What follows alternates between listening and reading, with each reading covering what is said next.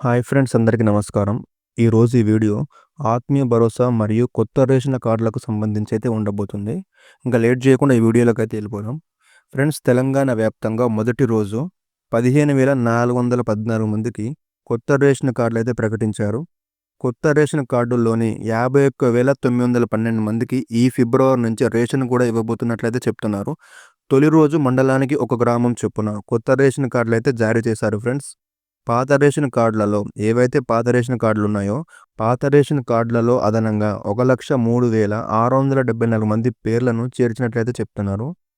అంతేకాకుండా 561 గ్రామాల్లో ఇందిరమ్మ ఆత్మీయ భరోసా పథకం కూడా ప్రారంభించినట్లయితే చెప్తున్నారు ఫ్రెండ్స్. మొదటి రోజు 18,180 మంది భూమి లేని రైతు కూలీలకు నిధులు కూడా విడుదల చేసినట్లయితే స్పష్టం చేస్తున్నారు ఫ్రెండ్స్. 72,000 మందికి ఇందిరమ్మ ఇండ్లు మంజూరు కూడా చేసినట్టయితే స్పష్టం చేశారు ఫ్రెండ్స్. మరోవైపు చూసినట్టయితే రైతుల ఖాతాల్లో రైతు భరోసా జమ చేసే ప్రక్రియ కూడా కొనసాగుతున్నట్లయితే చెప్తున్నారు.